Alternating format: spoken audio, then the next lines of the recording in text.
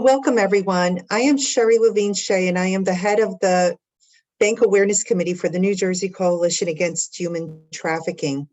January is Human Trafficking Awareness Month, and we are very grateful that you are joining us to learn about human trafficking and its impact to the financial system through this survivor-inclusive presentation. If you have any questions, please put them in the chat room, and we will get to them at the end of the presentation. But I would like to introduce Megan Lundstrom, who is a survivor of human trafficking and whom we will hear from later in the presentation, and who will be more formally introduced by Gina Cavallo.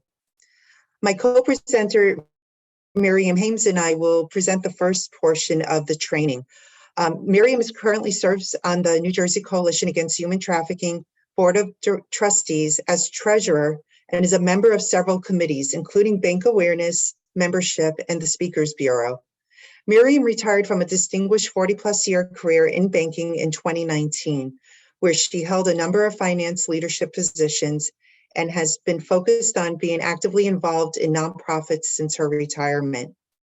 As I mentioned earlier, I'm Sherry Levine Shea. I'm the head of the Bank Awareness Committee for the Coalition. I'm also a New York and New Jersey licensed attorney and have worked in financial crime, legal, and compliance at many financial institutions for the last 20-plus years. I currently work in financial crime legal at Barclays. I previously worked at Wells Fargo, Citigroup, Morgan Stanley, and Deloitte, among others. I also designed and taught a class on international financial crimes at Fordham Law School, and I have worked on a number of anti-human trafficking initiatives as well. I would like to note that my comments and the information I will be presenting are based on my general experience and do not represent the views of my current or prior employers. That was my legal disclosure. We encourage questions once again, so please make sure you submit them, and please introduce yourself in the Q&A. We would love to see who's participating in this webinar and where you're from. So Miriam and I will cover what is human trafficking and what it is not. Where is human trafficking? Why does human trafficking happen? The impact on society that human trafficking has, as well as money laundering, financial crimes enforcement network, the role that banks have in eradicating human trafficking. We will also briefly go over a few cases against banks and what you can do about it as a member of your community. I will now turn the presentation over to Miriam, who will tell you a bit about the coalition and kick off our presentation. Thank you, Sherry, and welcome everyone. I know we have several people who are participating in a New Jersey Coalition Against Human Trafficking event for the first time. So let me start with a short introduction as to who we are. The New Jersey Coalition Against Human Trafficking, better known to us as NJCAHT, is a volunteer-run 501c3 nonprofit founded in 2011 that coordinates statewide community efforts to end sex and labor trafficking in New Jersey. We have approximately 150 volunteers and advocates serving on a variety of committees and over 200 affiliate organizations, including nonprofits, faith-based organizations, academics, law enforcement, and direct service providers. We work to empower communities with the knowledge of what human trafficking is, how to prevent it, and how to support those affected by it. NJCAHT organizes speaking events and educational programs like this to inform people of all ages about the physical, psychological, and financial effects of human trafficking and forced labor and how you can prevent it. Sherry, next slide, please. As Sherry mentioned, we are going to give you an overview of what human trafficking is, why it happens, who is affected, and how you can make a difference. What do you think are some examples of human trafficking red flags? Put your thoughts in the Q&A box if you like. At the end of the presentation, you will be able to see if what you thought is different than what you think now. The more information you have, the more likely it is that you can help us eliminate this horrific crime. Next slide, please. So what really is human trafficking? The legal definition, you're a little bit ahead, but that's okay. The legal definition is the recruitment, harboring, transportation, provision, or obtaining of a person through the use of force, fraud, or coercion for the purpose of forced labor or sexual exploitation. That's a lot to digest. In essence, it is someone forcing a person to do something against their will for profit. And it can happen to anyone, anywhere. You will hear me use the terms force, fraud, and coercion throughout this presentation, and I will provide more information as we go along. So there's a lot of information on this slide. Let's start on the top left. Human trafficking essentially takes two forms. One form of trafficking is sex trafficking. This is the one we hear most about in the US, which involves a person performing commercial sex acts through the use of force, fraud, or coercion in venues such as fake massage businesses, escort services, residential brothels, in public on city streets, and in truck stops, strip clubs, hostess clubs, hotels and motels, and elsewhere. However, these are just some more common examples. Not all of these types of businesses are involved in trafficking. Another form is labor trafficking. In labor trafficking, a person is forced or coerced into performing labor or services, including debt bondage, forced labor, and involuntary child labor. Now let's look at force, fraud, or coercion. As I mentioned earlier, these three items are part of the definition of human trafficking and can be exhibited by violence, false love or promises, fake job offers, threats to family, or debt bondage, leading to labor or sex trafficking through forced farm or other kinds of work, domestic servitude, prostitution, pornography, for little or no money. More on that in a minute. The next icon you see on the slide is minors. With minors, force, fraud, or coercion is not required to be considered trafficking. Even if minors are willing participants who are involved in survival sex or boyfriend pleasing, by law, they are victims of human trafficking if money is exchanged. New Jersey considers this a form of child abuse, with mandatory reporting to the Division of Child Protection and Permanency, also known as DCP&P. As citizens, we are mandatory reporters. Even if minors are forced to just observe and not engage in sex, it's still considered trafficking. The last item that you see on this slide is money. No surprise. Like most businesses, the driving force behind human trafficking is money. Human trafficking is very profitable for the trafficker, who often needs to integrate his or her profits into the banking system to pay expenses. Banks are in a unique position to help identify activity related to human trafficking. We'll talk more about this in the next few slides. The profitability is enormous. Guns and drugs can only be sold once, but a person can be sold multiple times or forced to work long hours with no end in sight. Next slide, please, Sherry. So what is not human trafficking? We just talked about the definition of human trafficking.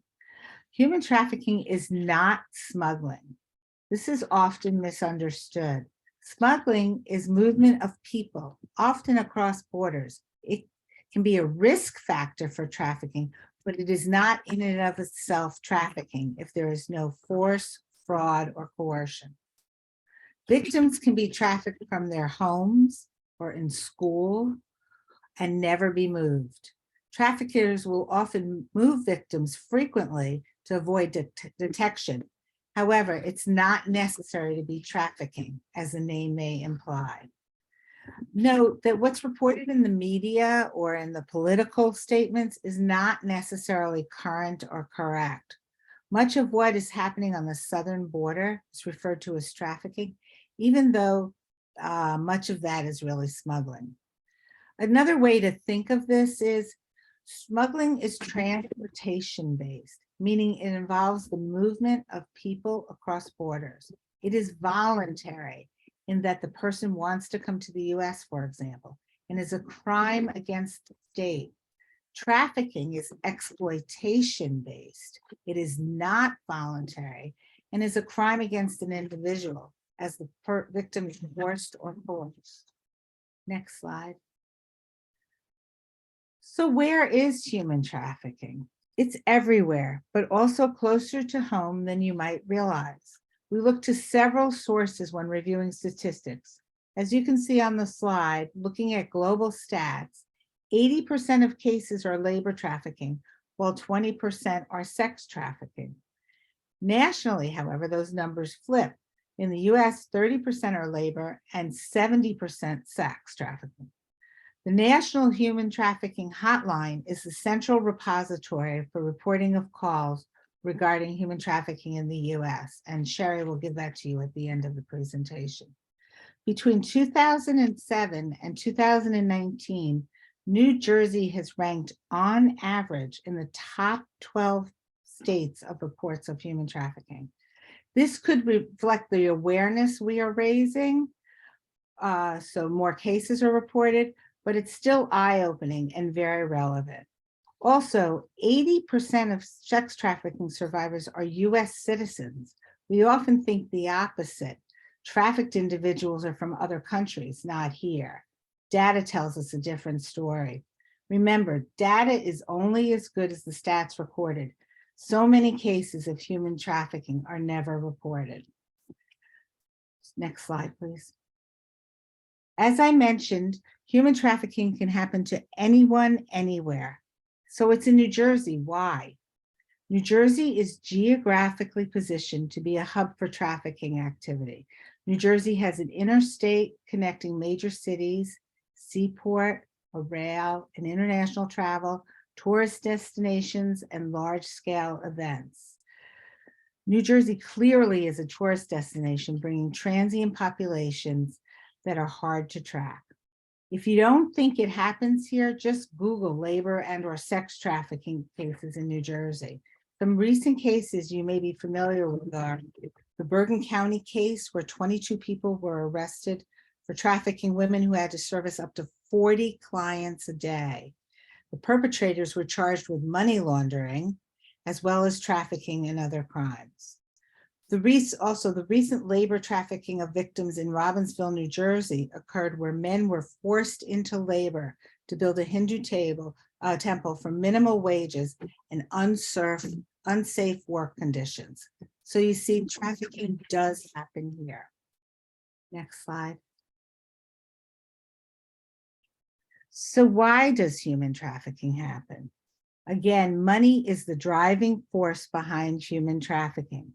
If we can reduce the demand for sex trafficking and products and services from trafficked people, we will reduce human trafficking. In every country in the world, except for one, the major contributing factor to human trafficking is poverty. The one exception is the United States, where the breakdown of the family and social determinants of health are major contributing forces, such as divorce, abuse in the home, poverty, witnessing violence, substance abuse, and mental health issues.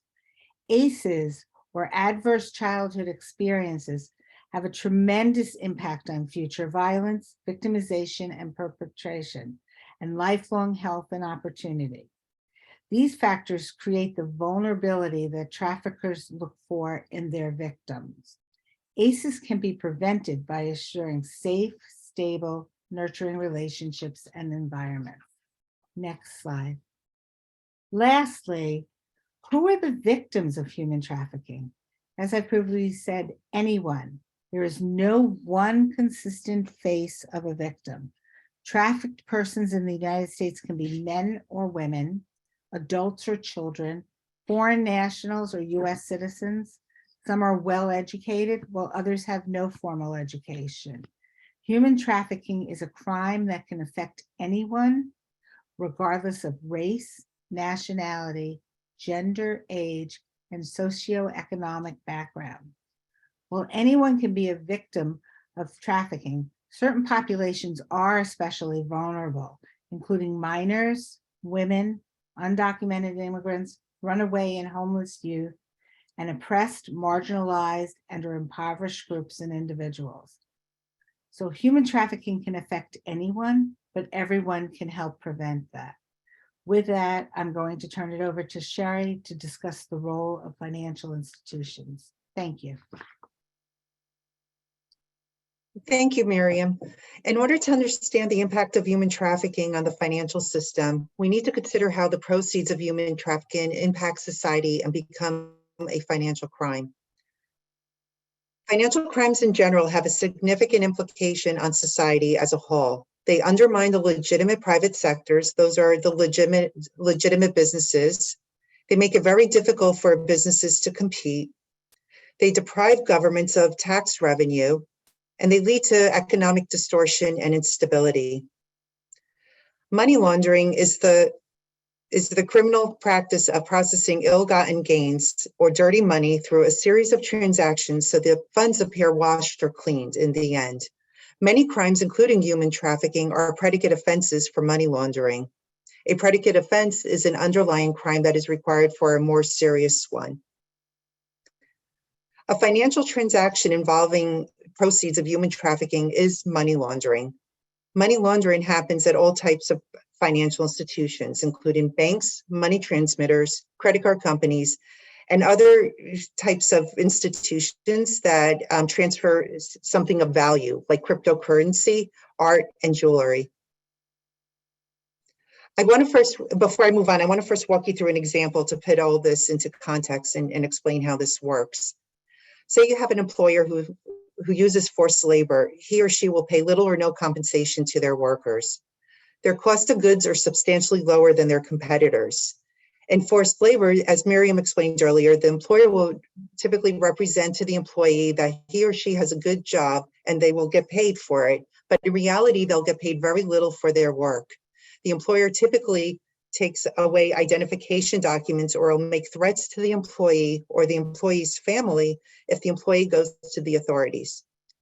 Payroll is typically the largest expense for a business. By not paying its workers, the employer who's used in forced labor has substantially less expenses, has more income, makes more of a profit, and puts their business at a competitive advantage over legitimate businesses that are fairly paying their employees.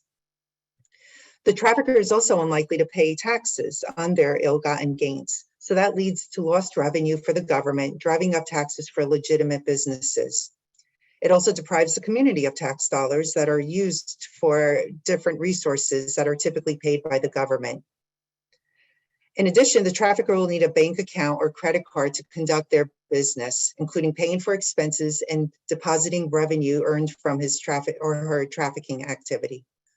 Since the deposits are derived from illicit activities, something illegal, it is money laundering. More often than not, it is very difficult for a prosecutor to prosecute a trafficker based on a victim's testimony alone. So many prosecutors are focused on building financial crime cases against traffickers by following the money. I want to briefly talk about the Financial Crimes Enforcement Network, FinCEN. They are a division of the U.S. Department of Treasury and is responsible for issuing anti-money laundering requirements for banks and other financial institutions. Banks are required to develop an AML program or an anti-money laundering program to combat money laundering and other financial crimes. What's important is that in 2021, FinCEN issued its first list of high-risk priorities that financial institutions need to focus their resources on. The good news is one of their top priorities is human trafficking. This demonstrates how serious the government is taking human trafficking and will be requiring financial institutions to develop a program that will help identify and report human trafficking related transactions to law enforcement. So banks have a role in eradicating human trafficking. Banks are used quite often by traffickers. Banks are used by traffickers to launder the trafficking proceeds, which include the deposit of illicit funds and payment for expenses or payments back to themselves so they could purchase items and luxury goods. Traffickers also often force victims to open accounts or obtain a credit card in the victim's name, therefore ruining the victim's financial identity and credit. Many times the credit cards are not paid back, or the activity is alerted within the bank and as potentially suspicious, and the bank will terminate the relationship. This will make it very difficult for the victim to become financially independent from the trafficker, and often victims will go back to the trafficker for financial support. Bad credit makes it very difficult to rent an apartment, buy a car, or even get a job. The good news is that a law was passed in 2021 that helps victims suppress adverse information on the credit reports of victims that was obtained while trafficking. Banks and other financial institutions have a role to play in combating human trafficking and helping law enforcement follow the money to catch the trafficker. Financial institutions have tools to help identify and report the activity. They must know who their customer is and perform customer due diligence. This means that they must understand who their customer is and the type of activity they plan on conducting in the accounts. They also must monitor for unusual activity.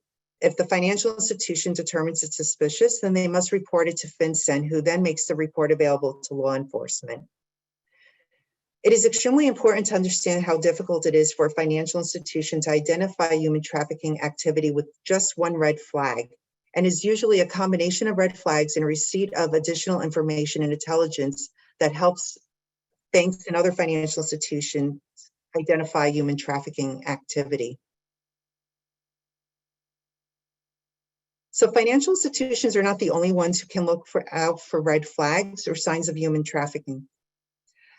These are red flags that you can review on your own, and they are available on safernewjersey.org or safernj.org. Recognizing these signs of human trafficking and knowing what to look for is a powerful step in preventing human trafficking. So I'm going to briefly discuss a case or two where banks got in trouble for failing to identify human trafficking activity despite the red flags. In one case, a well-known individual who had a history of sexual exploitation of minors used his vast network of people to solicit young girls for sexual exploitation. There were many red flags that the bank ignored, and including the public information about the client's past involved in sexual exploitation, and some of the activity in the accounts that went to third parties that were unrelated to the purpose of the accounts and indicative of human trafficking. That particular bank was fined $150 million. In addition, recently, the victims filed a civil lawsuit against the banks involved, which is currently pending. In another case, a bank's regulator issued an advisory on child exploitation red flags. The red flags included small payments to online streaming services in the Philippines that live stream children being sexually abused. The bank did not update its controls to look for those financial red flags, and consequently, several clients used the bank to pay for those online streaming services. That bank paid a $920 million fine to its regulator. That's a substantial fine, and I should note that that wasn't the only issue that the bank had that resulted in the fine.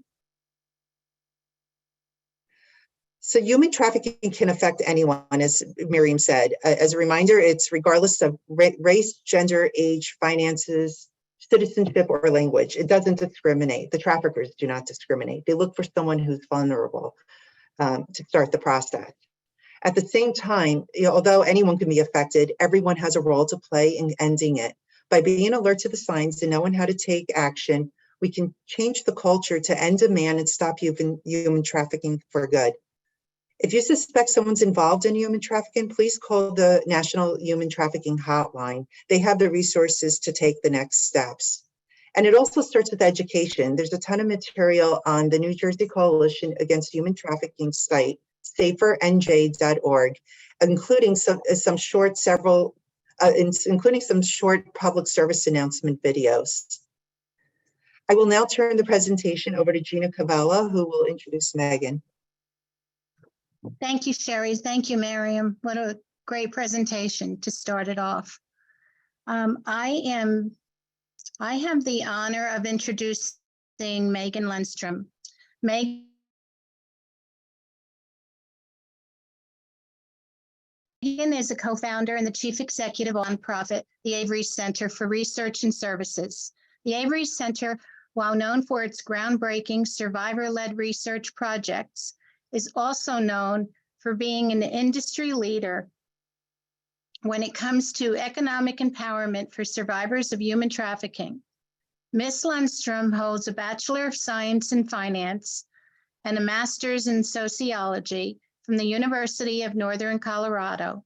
Initially driven from a personal interest in the intersection of financial crimes and human trafficking, as a survivor of both herself, Megan has provided significant contribution to the anti-trafficking field's body of knowledge on this topic.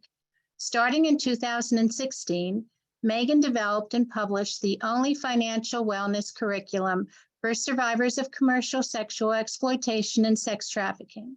The Survivor Guides for Money, which is now available in both workbook and e-course options. Megan's first collaborated with Polaris in 2020 to analyze a portion of her bank statements from the time of her trafficking, and the findings can be read in the co-authored publication, How Survivor-Led Collaborations Can Lead Anti-Trafficking, Anti-Money Laundering Efforts.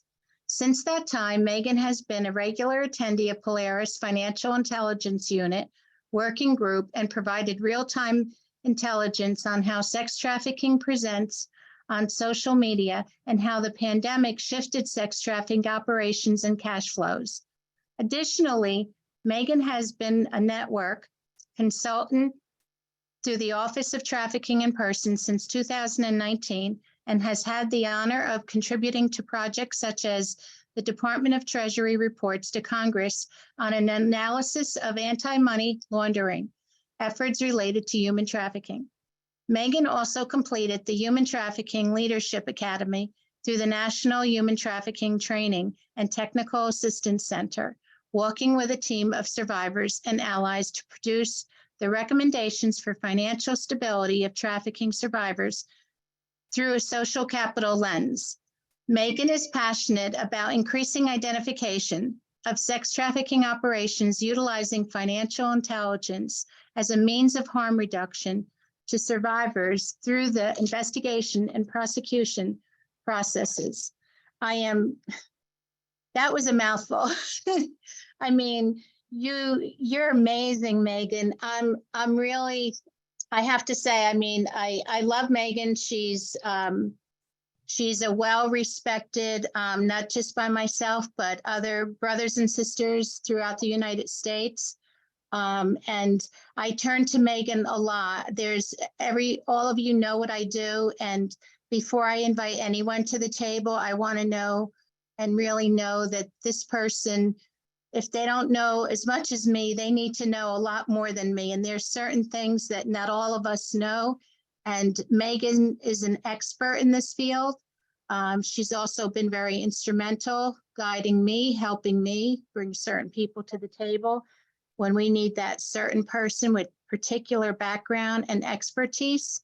And Megan is going to shed a lot of light on this for you, as Sherry and Miriam just did. And thank you, Megan. Thank you for being here tonight. Well, thank you, Gina. And the feeling is quite mutual for sure.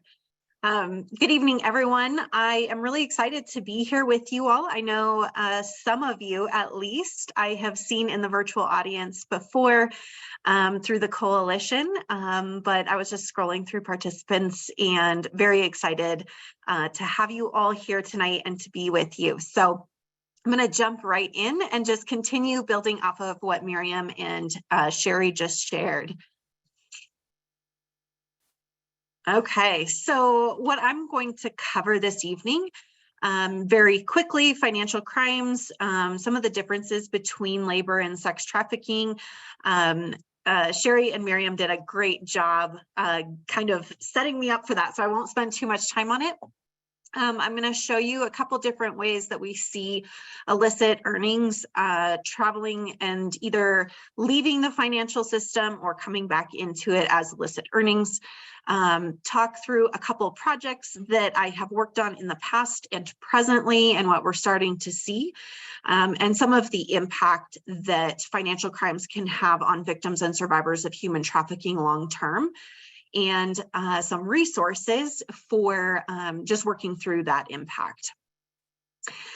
So first, thinking through those labor and sex trafficking crimes, one big distinction that I see between labor trafficking and sex trafficking is labor trafficking, often there's a lack of payment to the trafficking victim for the job that they've completed.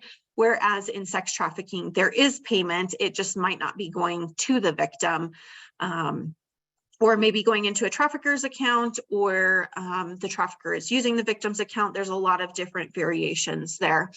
Another piece to consider is legitimate business fronts, so registered businesses with the Secretary of State versus just illicit cash-based operations that are then put into bank accounts. So again, a lot of variations of what this can look like.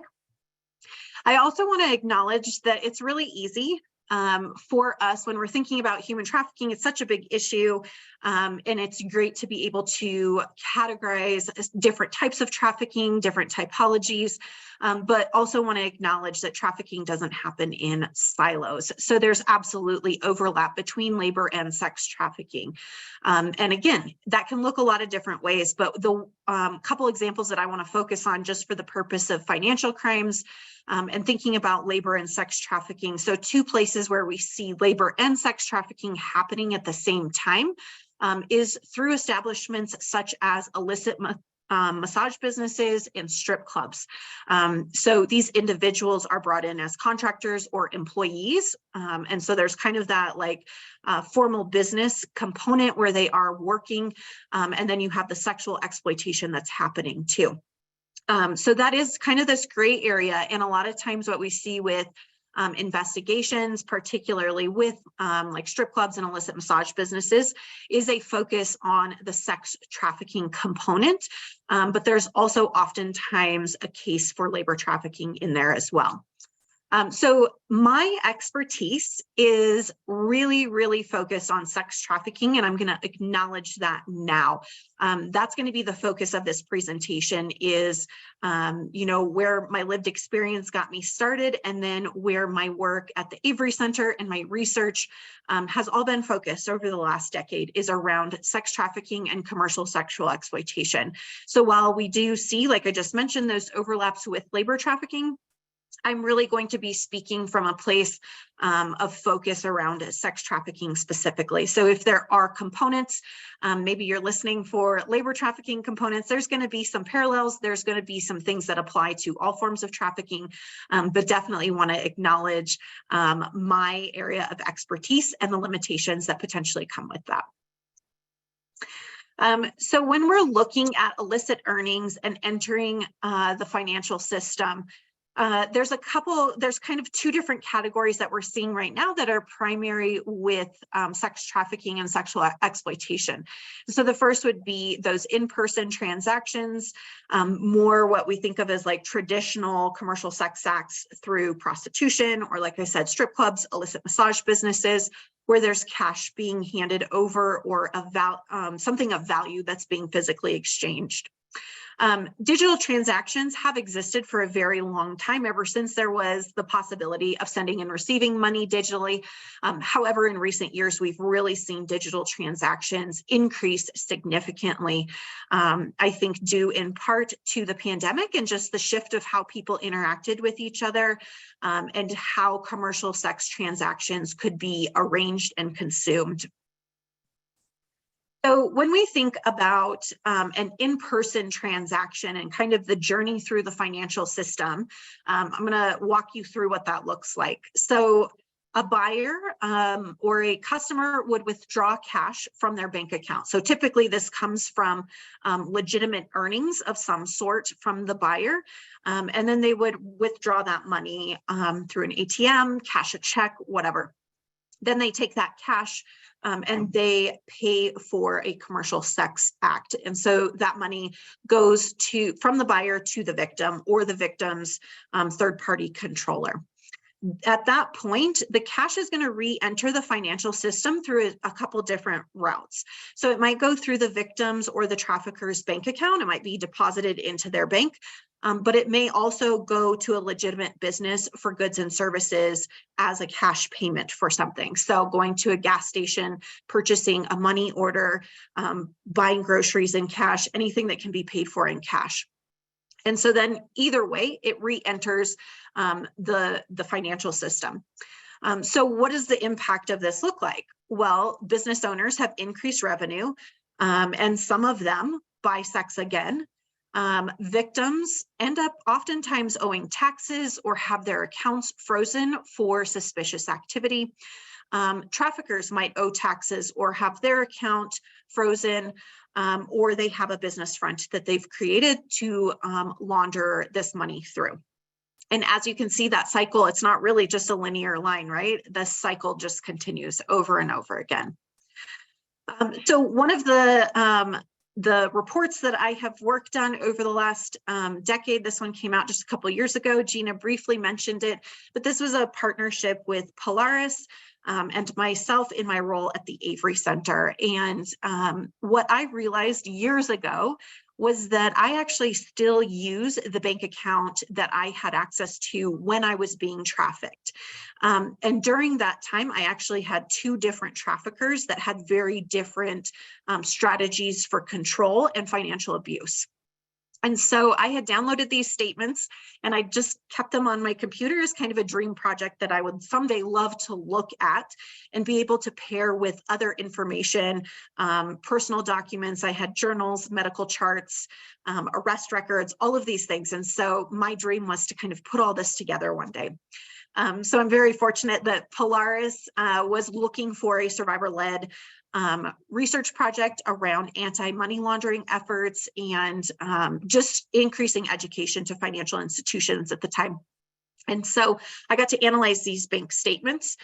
They're roughly, I believe, like 3 years of time. And like I said, two different traffickers. And then towards the end of the time period of those statements, I had escaped my second trafficker, but was still trapped in commercial sexual exploitation. And so I was still utilizing that bank account, but through all three of those phases, my behaviors around transactions looked different. And so I was able to, again, correlate the timeline of those bank statements with other records to really drill down and see what those behaviors look like. So this report, the full report, is available on the Avery Center's website. Under the research tab, you can click, I think it's reports and publications, and this report will come up. But this was very meaningful personally to me because I think there's a lot of times as survivors, so we feel like we know what happened to us, but there's so little evidence that we actually retain when we leave to prove to ourselves and to others that this is truly what happened. And so for me, this was a huge piece of my healing process, was to physically see proof of trafficking and to not just see it, but get to present this. So I got to present this to Polaris's financial intelligence unit members. So crime investigators from all the major banks. And that was really special to me to know that I could educate financial institutions on what to look for with these specific trafficker typologies, right? So it doesn't shed light on all forms of trafficking, but I was able to provide them a lot of context that they didn't have before. So as an example of why we call this the significance of context, was because there are different geographically specific behaviors in the commercial sex trade that financial institutions don't necessarily know unless somebody with lived experience provides that insight to them. So one of the things that we had in my bank statements was I was trafficked both in Las Vegas and North Dakota in the oil fields. So as you can imagine, the commercial sex trade looks radically different in those two locations. So in North Dakota, there was a pattern of a flight being booked and then a car rental and then a hotel. And so every time I went to North Dakota, there were those patterns. And then there was, this was back in the Backpage days. So then there was a series of Backpage ads over the days that I was actually in North Dakota. In Las Vegas, there really wasn't much transaction behavior. There was just bills being paid. And so I'll never forget, one of the specialists on the call said, well, why wasn't there any hotel reservations when you were in Vegas? And so to me, who lived in Las Vegas, that was kind of a shocking question to be asked. I'd never thought about it. It just was the way it was. But ultimately, it's because Las Vegas is kind of a sex tourism place. So you actually have a lot of buyers that come in from out of town. They already have hotel rooms. And so a lot of the transactions are done in the buyer's hotel rooms, as opposed to the victim having a hotel room that buyers come to. So that's just what that context can look like. I'm really excited because we are working to do a replication of this project right now with Polaris and looking at other survivors' financial statements, particularly with peer-to-peer platforms. So peer-to-peer is like Venmo, Cash App, Zelle, PayPal, any of those that you can send, Facebook Pay, Google Pay. So we're going to be looking at financial transactions from folks with lived experience, because again, my experiences are just one. There's so many experiences and so much more context and so much more information that those of us with lived experience can provide that can help financial institutions identify trafficking indicators and stop those cash flows. So highly recommend check that report out. I'm super proud of it. I'm a big time nerd though, so I love reading about things like this. Quick read, but very interesting, and lots of different findings about different trafficker typologies and how they might show up in bank statements. So when we think about laundering money and those financial transactions from just a purely digital standpoint, so this would be, I think, probably the most relevant that most people are familiar with right now is OnlyFans. So OnlyFans is just one of many platforms out there where sexual exploitation and trafficking can occur completely digital, completely remote. In this instance, a buyer would authorize a digital transaction. So they're using their credit card, their debit card, a prepaid gift card to purchase content or virtual service. So that money actually never leaves the legitimate financial institutions. It's moved from one institution to another through processing systems. So that money goes into either like a holding account. So like platforms like OnlyFans kind of have a place where those funds build up, and then the victim or the trafficker can request a funds disbursement into a bank account that's attached to it. But in either way, that money stays in those financial systems as opposed to coming out like through an ATM into cash and then going somewhere else. So much more of a paper trail that's possible with digital transactions.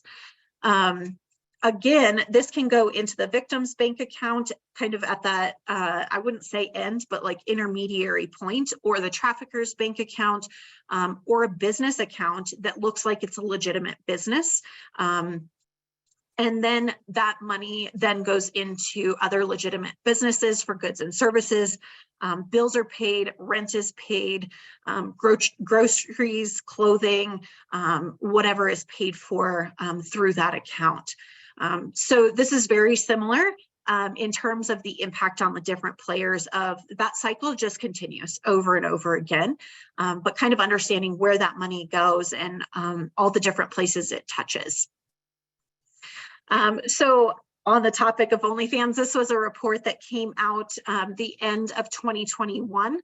And this was our initial case study on OnlyFans. So this was actually 2 years of data collection before we were able to publish this report.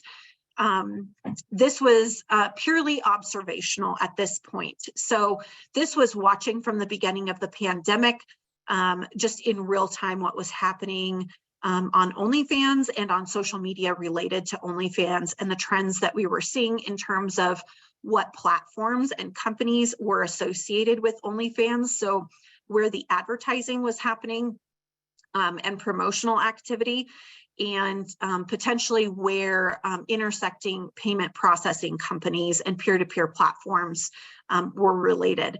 So just as one example, what we see a lot of times is individuals advertise their explicit content on Instagram. And so they have a link in their bio that goes to their OnlyFans page. But oftentimes, trafficked people also have a link to Snapchat Premium in their bio, or they have Cash App, Venmo, PayPal, those peer-to-peer platforms where people can subscribe or purchase content directly from the content creator, as opposed to through OnlyFans. So the content creator at the end of the day gets the full cut versus OnlyFans taking about 30%. What I'm really excited for is that we are working on part 2 of this project. I actually just finished the first draft on Saturday. And so looking forward to having that one out this spring. This second OnlyFans report actually focuses on the financial crime aspect specifically, but we also had the opportunity to survey OnlyFans content creators, both individuals who self-identified as experiencing trafficking and exploitation, and individuals who identified as adult consenting sex workers. And the reason that we did that is because we really want to make sure that the information that we're providing and the trends that we're identifying are specific to trafficked people, so that financial institutions can focus their resources and we can reduce harm to as many people as possible and help those who truly need help. So we got to do surveys. We did a whole bunch of one-on-one interviews, and then we also got access to a massive data set of, I want to say it's like 95,000 data points from a trafficking ring. And the trafficker had his own OnlyFans account, and then he managed all of his victims' accounts. I think there was 12 or 13 victims in this case study. All of them were 1099 contractors through his legitimate business front. And then he promoted all of those OnlyFans accounts through his music and entertainment platform that he had built up. He's a relatively successful musician, and so used the kind of the celebrity status that came with that to promote OnlyFans content on that platform. So this trafficker in particular, really, really interesting because we have such an in-depth data set to look at with those behaviors, and learned quite a lot, not only about the trafficker and the victim's behavior, but the subscribers, so the buyer's behavior as well, from all over the world. There's about, oh gosh, I think over 150 countries where subscribers came from that purchased content from these trafficked women. So the OnlyFans, the original report, this one you see on your screen right now, is also available on the Avery Center's website. Again, under research, you can go to reports and just search OnlyFans and it'll pop up. And then definitely be on the lookout for part 2 if you are really into financial crimes the way that I am. That one will be out soon too. So real quick, I just want to share some, like, to me, this is mind-blowing. It's cryptocurrency is something that I feel like I can barely explain. I'm still trying to wrap my head around how it all works. But I just want to share a peek of something that we discovered within the last couple of weeks. So what we know in general is that crime always leads the way, right? Like, criminals are always going to seek out the loopholes in the system as soon as policies get set, or as soon as a new industry opens up.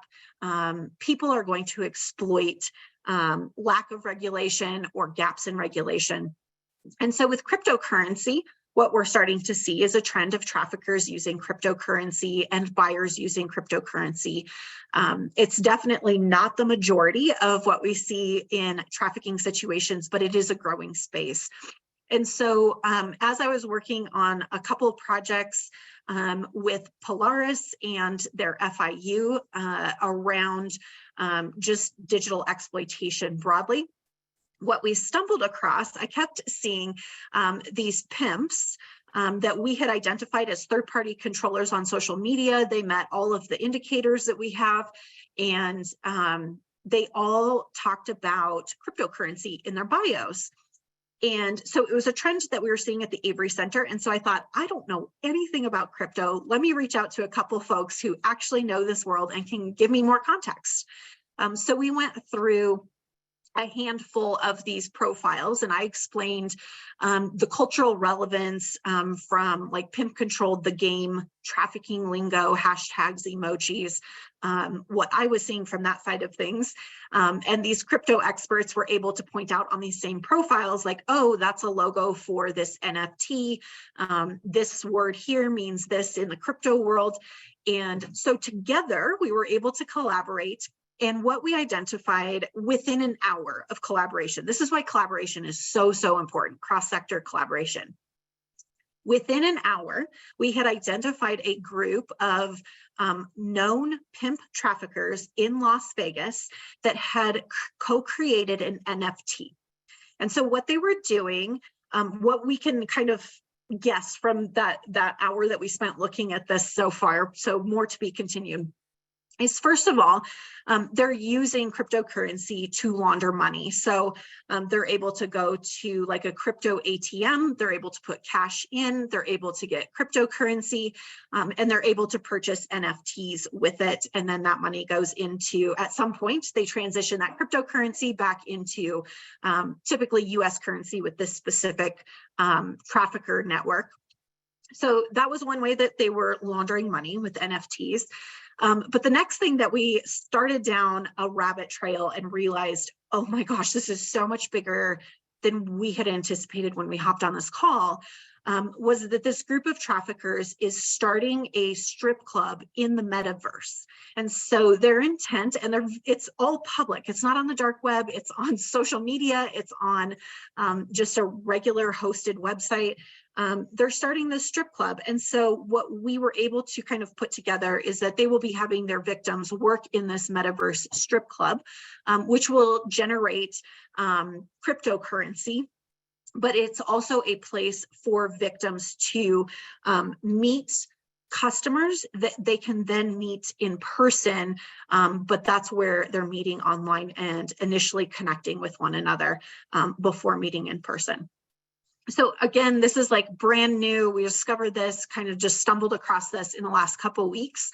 But I share that to just say, like, financial crimes are always going to be changing, because the second that regulation and laws change for businesses, for financial institutions, for companies, somebody is going to seek out the loophole. I'm somebody that thrives on finding loopholes. I just choose to use my powers for good now, but that wasn't always the case. And so looking at these things and learning how quickly criminally minded folks are also, they're learning about this and they're trying it out and they're seeing what they can do with it. And because cryptocurrency is relatively new to the rest of us who are not a part of that world, it's happening and we're not really aware of how it's happening, why it's happening, the volume in which it's happening. So this particular network, once we had those experts from different industries collaborating on the same call, it became very apparent very quickly. But like I said, I just saw that there was crypto language, but I don't know that world. So I'm looking forward to learning more about this and finding ways that we could identify it quicker and cut traffickers off from using these spaces to exploit people. So the last piece that I'm going to talk very briefly about is just the impact of financial crimes. First and foremost, financial abuse is a form of a traumatic experience. And with that comes all of the things that come with trauma.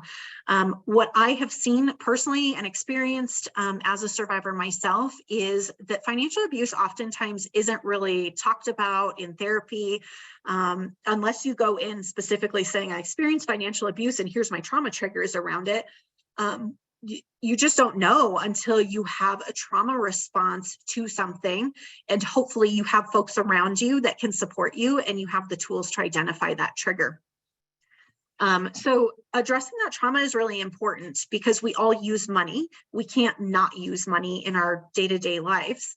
And so if you are having to interact with something that brings up a trauma response every single day, it's going to be very detrimental to your long-term stability. So addressing financial trauma for survivors is super, super important. Just as important are addressing the financial barriers that can come from financial abuse. So like I mentioned, survivors can have their bank accounts frozen, funds seized, bad credit. As many of you on this call know, there's just a variety of things that can happen financially to survivors that take years or are permanently impacting their ability to have financial stability. Both of those need to be addressed, and there are starting to be more resources for both of those. And I'm really excited to share just two resources in this space. So as Gina mentioned, we have the Survivor's Guide to Money. The workbook can be purchased on Amazon, or if you go to the Avery Center's website, there's a page that says SGTM, Survivor's Guide to Money. And so there's a link there that'll take you to Amazon or the e-course. So I know some of you may be looking at the e-course right now and going, $200, like if a survivor is living in poverty, how do they have $200 to pay for a course? Great question. Right now, the Avery Center does have a discount code because the e-course is brand new. So they're still piloting that course and making sure all the worksheets work, the submission buttons, everything still works, and they need folks to go through it. So you can reach out to the Avery Center and ask for that discount code if you have a survivor that might want to go through that.